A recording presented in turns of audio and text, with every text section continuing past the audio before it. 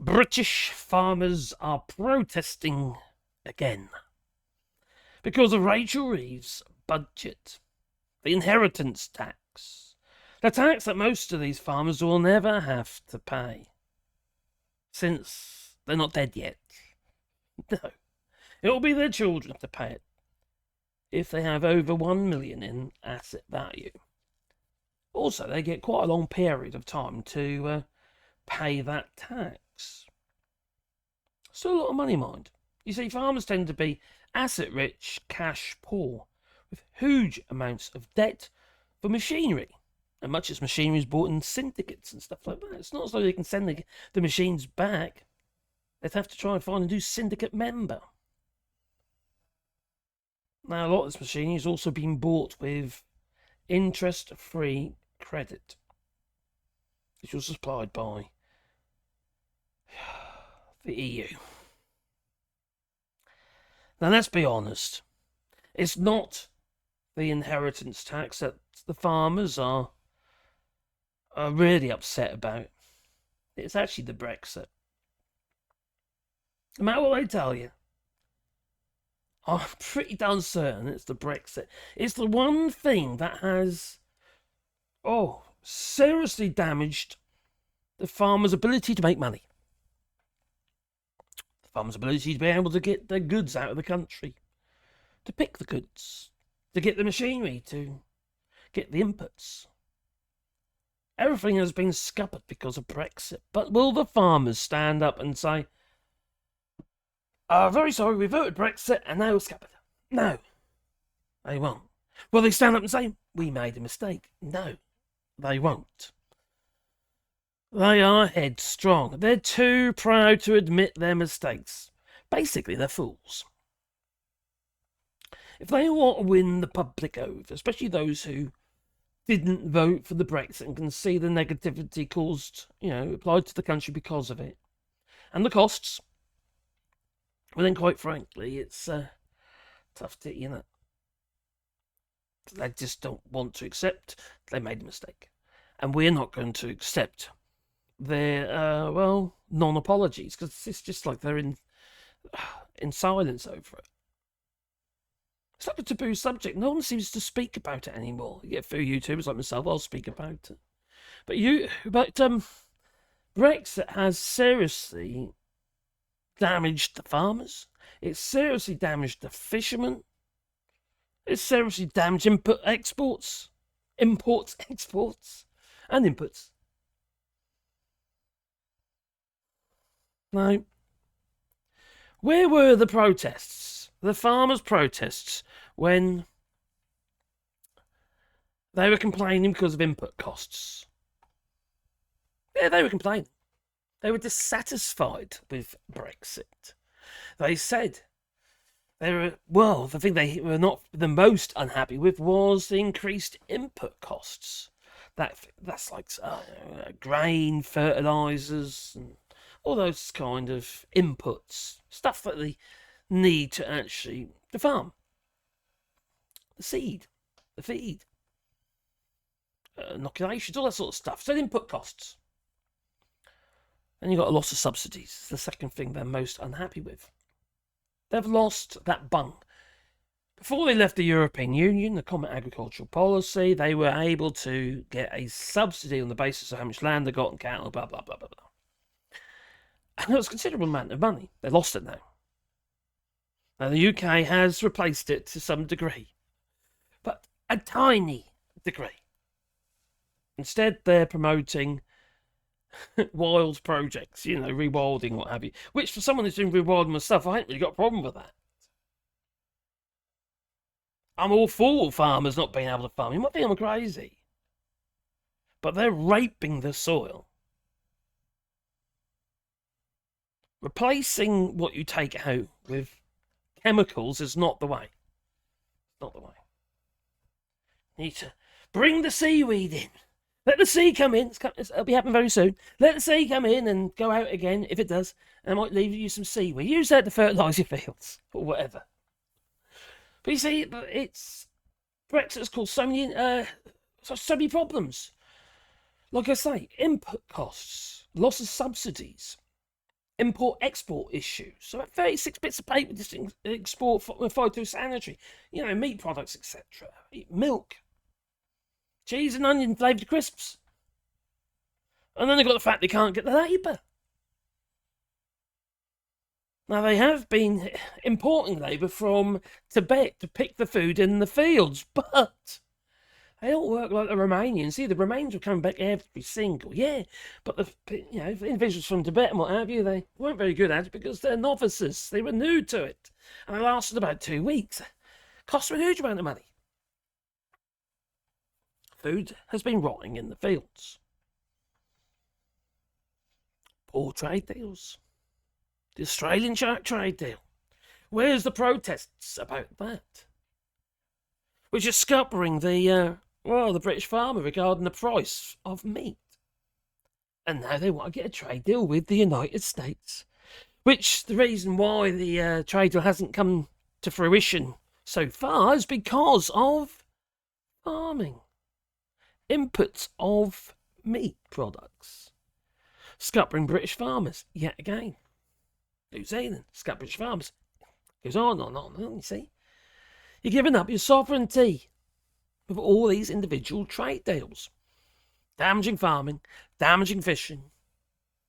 The fishermen, for instance, had to cut up their boats so they could get their compensation. Cut them up, chop them up. Crazy, couldn't they just give them to a third world country? Something, I don't know. So the extra red tape, poor trade deals, and the lack of government direction, well, it's still happening today. But no, they're going on about the inheritance tax protests as they claim food and environment not important to the government. Now, let's be honest about this, right? Farmers are not custodians of nature. Maybe of the land, but they don't look after it. They say they do, but they don't. They rape the land. There's only one reason they farm. Oh, it's been in my family all these years. No, because it's all they know. That's all they know, how to make money. It's what they know. You put them in any other job, they'll be lost. Oh, it's been my family all these years. That's not why. It might be for the odd one, but no. It's about money. It's a business. They're raping the soil. They've basically broke down the microbiome and all the structures in the soil. And it doesn't get a chance to recover. It's powder.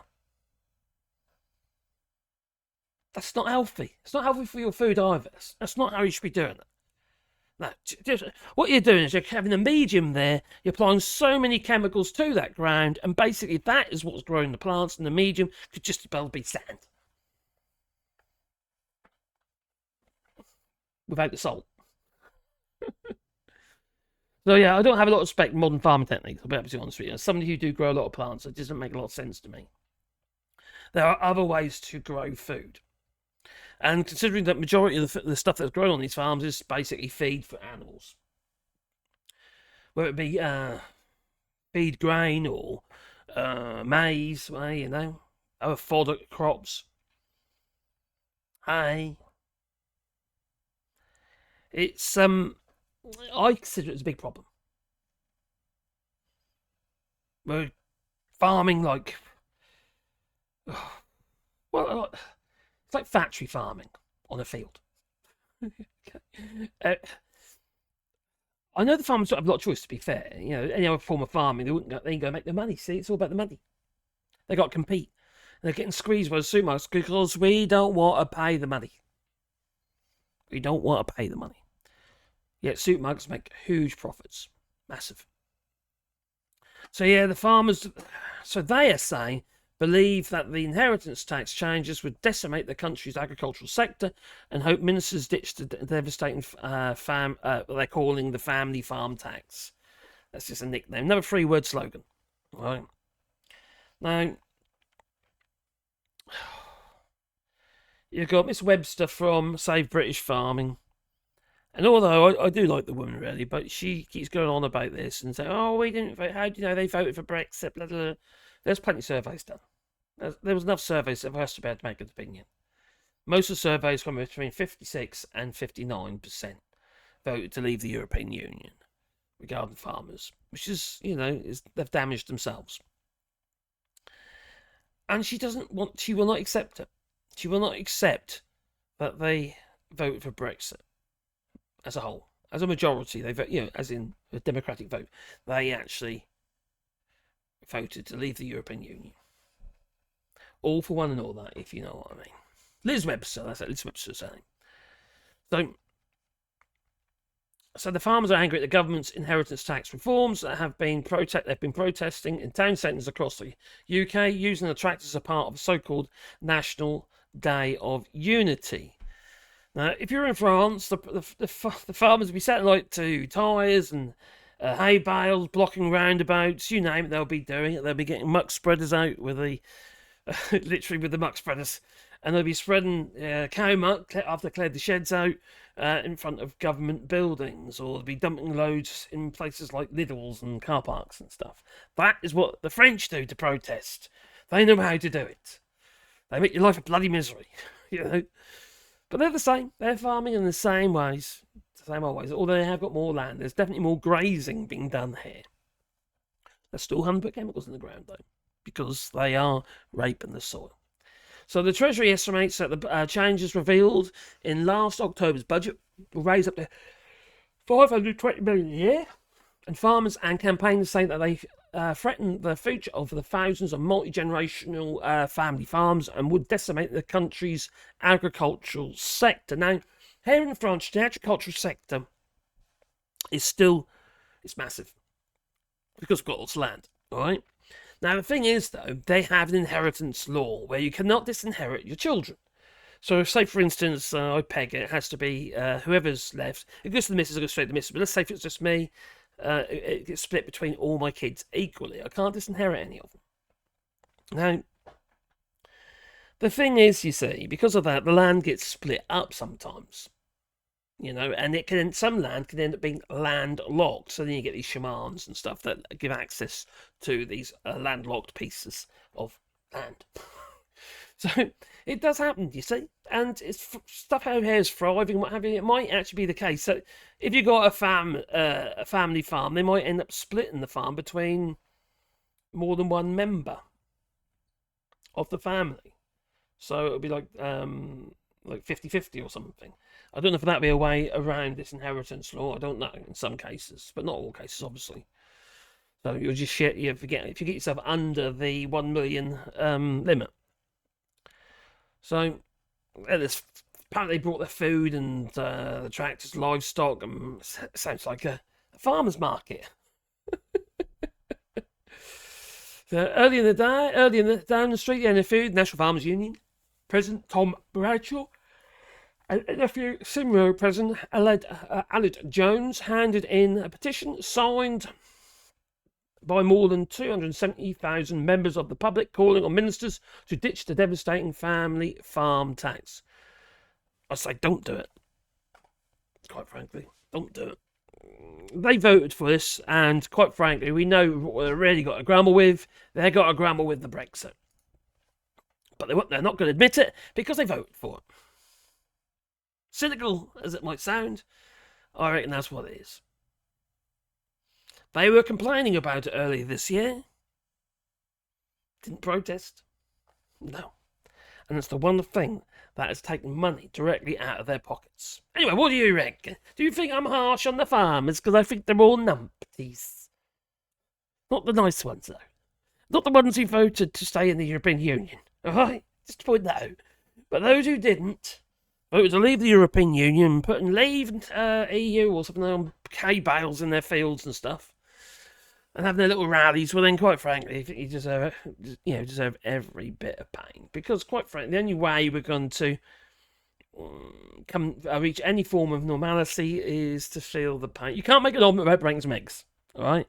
And these farmers need to feel it. They need to feel it in their pockets. And farms need to start going bankrupt. I don't want that to happen, but that's what's needed. And it's just the same with Donald Trump in the United States. The people in the United States need to feel the pain. Fortunately, it's going to be everybody, even those who didn't vote for Donald Trump.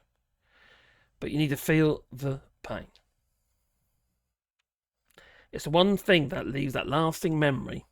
Make sure that you never make that mistake again. So yes, rectal probes for everybody. There you go. I said it. Anyway, please be the like button, make subscribe to the channel, a little bell icon, so you get a warm fuzzy feeling every time I upload another video. If you want to support the channel, you can do it on Patreon or buy us a coffee, and the links are down below. That they are. There's also memberships as well. Now, with the memberships, it's quite cool because I've been making it so the videos go live straight into the members section on the channel, and so you get access to the videos before they actually go officially live. So anyway, it's time for me to go. So I'll say toodaloo, you know, and same from him as well. Say toodaloo, Sebastian. What Pandora?